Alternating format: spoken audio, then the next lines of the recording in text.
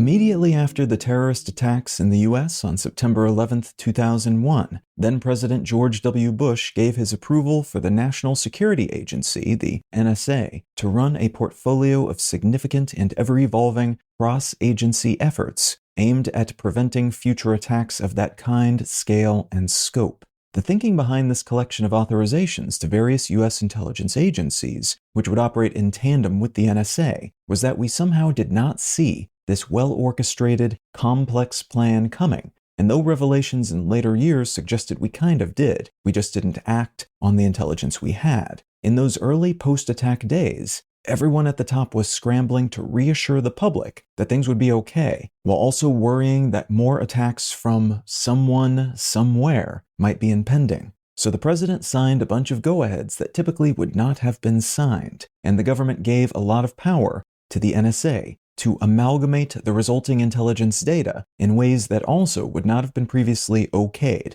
but that under those unusual circumstances were considered to be not just acceptable, but even desirable and necessary. This jumble of intelligence service activities approved by the president and delegated to the NSA became known as the President's Surveillance Program, and they were kept secret, in part because of how unprecedented they were, and in part because those in charge did not want to risk their opposition, those they knew about like Al-Qaeda, but also those that might be waiting in the wings to attack the US while it was perceptually weakened and vulnerable. They didn't want to risk those entities knowing what they were doing, what they knew about, how they were collecting data, and so on. The info that was gleaned via these programs was compiled and stored in an SCI, which stands for Sensitive Compartment Information, and which refers to a type of document control system, a bit like top secret or classified, in that it allows those running it to set what level of access people must have to view, process, use, or even discuss its contents. And this particular SCI was codenamed STELLARWIND. Among other activities, the programs feeding data into the STELLARWIND SCI mined huge databases of email and phone communications alongside web browsing and financial activities, all sorts of tracking information that's collected by various components of intelligence, law enforcement, and other government and government-adjacent services were also tapped and harvested. All of this data was then funneled into this one program, and though the degree to which this much information is useful is up for debate, because having a slew of data does not mean that data is organized in useful ways.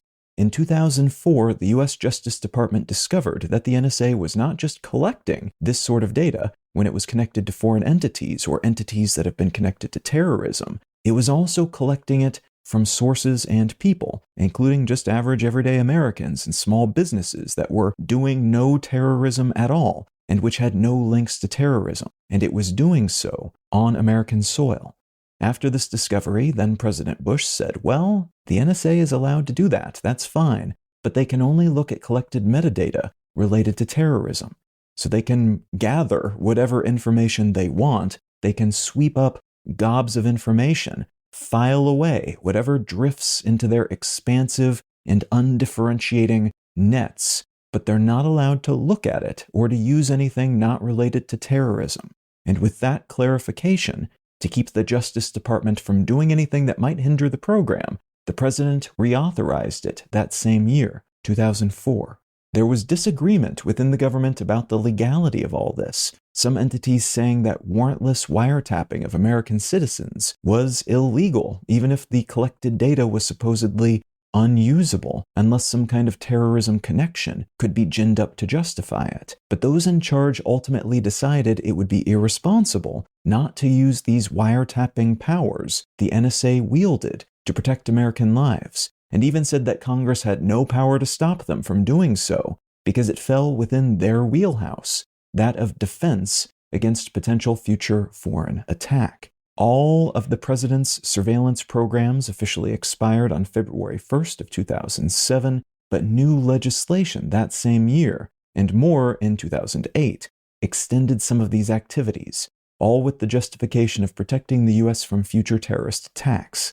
And in 2009, a report published by the Inspectors General of the country's intelligence agencies found, in essence, that the now retired president's surveillance program went way beyond what was allowed in terms of collecting this sort of data without a warrant, and indicated that there was little oversight, keeping the people involved from looking at data that they were not supposed to be looking at, while also indicating that the program probably wasn't even very effective.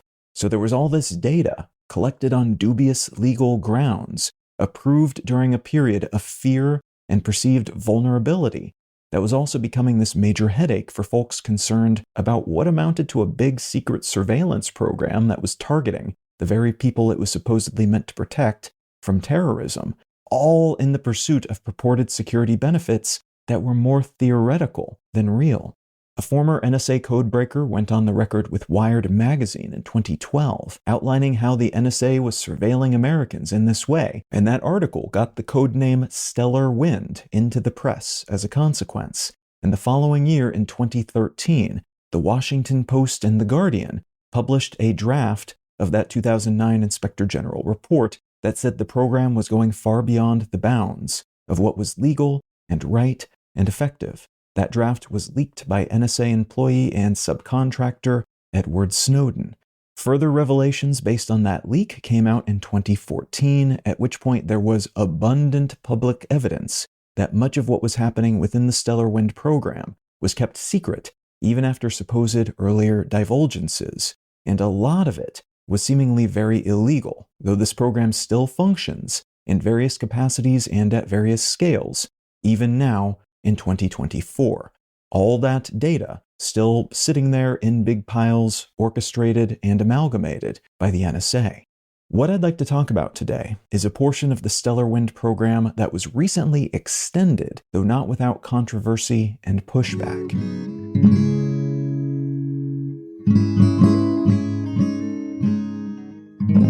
You're listening to Let's Know Things. I'm Colin Wright. Learn more about Let's Know Things, subscribe to receive free email updates, and or become a supporter to receive monthly bonus episodes at letsknowthings.com. The Foreign Intelligence Surveillance Act, or FISA, was passed in 1978 in response to the fairly brazen and regular violations of Americans' privacy under the Nixon administration, namely that his government regularly spied on and used intelligence and law enforcement services to mess with political and activist groups that Nixon did not like. FISA was meant to establish guardrails for when and how that sort of surveillance could be conducted, who could access the relevant data, and how it could be used, though notably, all of this applied to collecting intelligence in U.S. territory. The rules were and are a lot looser when it comes to surveillance of non-Americans in other countries. Among other things, FISA established the Foreign Intelligence Surveillance Court, which is a court that decides who can use these tools and access this jumble of data. They oversee the divvying out of surveillance warrants, and FISA was the basis for all those presidents' surveillance programs following 9/11. So it was meant to prevent abuses of surveillance and intelligence tools by the U.S. government against its citizens, and this general framework was used as a scaffolding for those enhanced surveillance powers the government gave itself after the 9/11 attacks. It was also a primary resource for those who found all those post-9/11 additional powers to be illegal oversteps. One evolution of FISA following September 11th was the introduction of what's called Section 702, which is a provision that allows the U.S. government to undertake targeted surveillance efforts against non-U.S. citizens outside the U.S., leveraging the full weight of the U.S. government to do so, including but not limited to coercing telecommunications companies, like internet or phone companies, to hand over whatever data and recordings and other such information they might have available on the targets. Section 702 is meant to be very targeted and specific, never allowing the surveillance of any U.S. citizen anywhere, any person from any country who is in the U.S., or any foreign person located anywhere on the planet who is communicating with a U.S. citizen, which is a technique that was previously leveraged by some components of STELLARWIND. The idea being that if you wanted to surveil an American, but had no evidence they have links to terrorism, you would just capture their phone calls and other communications with non-Americans, and you'd be good to go. There's a fairly rigid set of protocols involved in using Section 702 for surveillance, including Department of Justice oversight on every targeting request, and opportunities to deny the collection of or subsequent access to data that is collected by a sequence of analysts who are disconnected from those requesting said data. That's what the rules and processes for this provision say, anyway. In practice, Section 702 has allegedly been used to track members of Congress, journalists, victims of various sorts of crime, political donors, and protesters, targeting them for surveillance, but also used to search existing data that's already been collected baselessly via so-called backdoor searches, with no connection to terrorism or anything else that would allow for the formal use of these tools, seemingly in violation of those supposed hardcore guardrails, and these searches conducted at the behest of the FBI, the CIA, and the NSA. And this seemingly happens on a fairly regular basis. More than 200,000 warrantless backdoor searches are performed each year, all of which adds interesting context to a recent congressional vote to reauthorize Section 702 for another 2 years, right as it was about to expire. This extension vote was laden with drama, in part because 2 major U.S. internet companies said they would no longer comply if Section 702 was not formally renewed, as the government had had its request to keep collecting data for another year approved, but it no longer had the legal backing to demand such data from these companies, with the ability to coerce them to hand over digital communications data like email and text records if they denied more polite requests. So these companies said, well, you can collect whatever data you can get your hands on, but you cannot get your hands on our data from us directly anymore. There was also political drama in the shape of former U.S. President and current presidential candidate Trump's loudly stated antagonism toward renewing this provision, something that aligned him with privacy-oriented groups that he typically does not like or align with. A vote that would have ended all warrantless searches on these sorts of communications failed to pass earlier in April due to a tied 212 to 212 vote in the House, and another that would have accomplished a similar outcome, in which was voted upon a few days later, but defeated by just a handful of votes. The conflict here is seemingly that while there are significant and persistent privacy issues with this and related programs, it's also considered to be a potentially useful tool in the U.S. intelligence community's utility belt. And though most politicians would like to be seen as defending the privacy of American citizens from prying government eyes, few of them want to be seen as hobbling its defense infrastructure, even if the defense value of this and connected programs have been questioned and challenged time and time again. What eventually helped a Section 702 extension bill attain approval from Congress was a compromise that approved the extension of some components of it, and which also allowed it to take new communications technologies into account, arguably making it more useful for surveillance purposes while also increasing the privacy risks it poses, but pairing those add-ons with a shortened extension period down from 5 years to just 2, which means it is likely there will be another showdown over whether it should be extended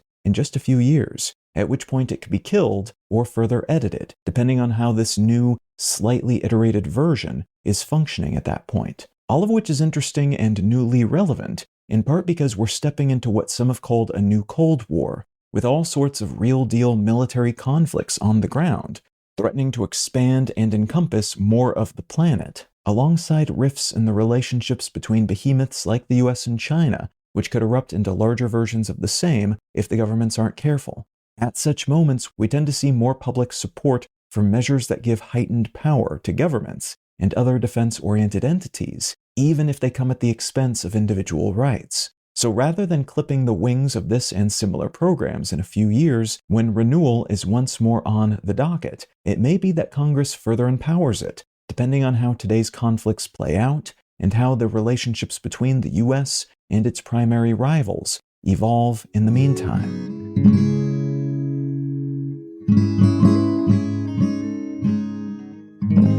The book I'd like to recommend today is called Period: The Real Story of Menstruation by Clancy. This book is a useful primer on what the period is biologically, what it represents culturally, what it has meant and been perceived to be historically, but it's also an excellent look into the limits of contemporary medical science, the way we have different standards, and the way that we've historically had different standards to an even greater degree for women versus men, and the large gap in data and unknowns that we tend to have when we fail to take different groups of people into account with such research, and why there are still so many mysteries about something that's so fundamental to half of the planet's population as a consequence.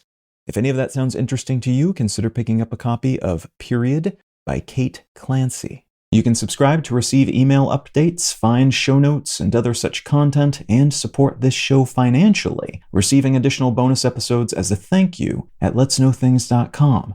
Learn more about me and my work at Colin.io. Subscribe to my other news-focused podcast, One Sentence News, wherever you get your pods, or at onesentencenews.com. And say howdy on social media. I'm at Colin is my name on Instagram and Twitter, and Colin Wright on Facebook and YouTube. Thank you so much for listening. I'm Colin Wright, and I'll talk to you again next week.